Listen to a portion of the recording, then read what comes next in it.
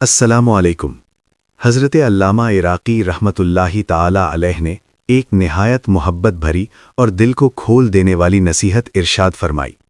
آپ نے فرمایا، اے میرے عزیز، اس بابرکت ذات پر بار بار درود و سلام بھیجا کرو جو تمام رہنماؤں کے سردار، ہر صاحب شرافت روح کے آقا اور تمام بھلائیوں کی زندہ کان ہیں۔ یہاں آپ نہایت نرمی سے ہمیں نبی کریم حضرت محمد صلی اللہ علیہ وآلہ وسلم کی طرف متوجہ فرما رہے ہیں، رحمت، عزت اور روحانی زندگی کے مرکز کے طور پر۔ اب غور سے سنیے، کیونکہ یہیں سے مٹھاس کا آغاز ہوتا ہے۔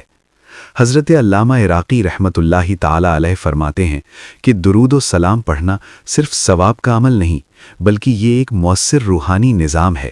یہ محض تصور نہیں، بلکہ ایک زندہ اور متحرک حقیقت ہے۔ جب تم نبی کریم حضرت محمد صلی اللہ علیہ وآلہ وسلم پر درود و سلام بھیجتے ہو تو ایک ساتھ 3 غیبی دروازے کھل جاتے ہیں۔ پہلا دروازہ، خوشی۔ درود و سلام خوشی کو اپنی طرف کھینچتا ہے، ایسی خوشی بھی جس کی کوئی ظاہری وجہ نہ ہو۔ دل ہلکا ہو جاتا ہے، فکریں کمزور پڑ جاتی ہیں اور غم زیادہ دیر تک ٹھہرتا نہیں۔ دوسرا دروازہ، خالص رحمت۔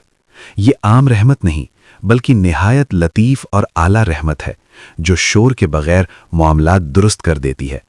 مسائل نرم پڑنے لگتے ہیں اور سخت گرہیں آہستہ آہستہ خود بخود کھلنے لگتی ہیں۔ تیسرا دروازہ، حفاظت۔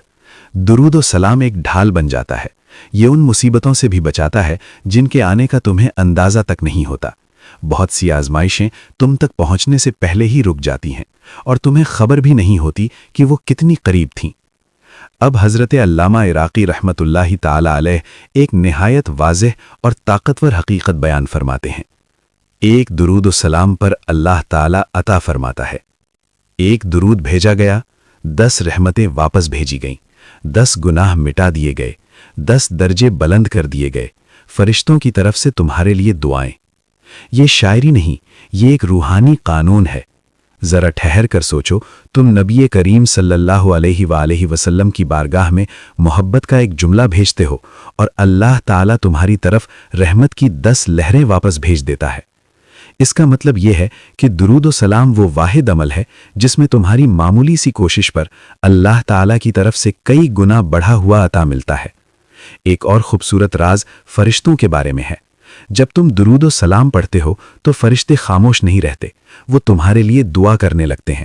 فرشتے اللہ سے تمہاری مغفرت مانگتے ہیں، فرشتے اللہ سے تم پر مہربانی کی دعا کرتے ہیں، فرشتے آسمانوں میں تمہارا نام یاد کرتے ہیں۔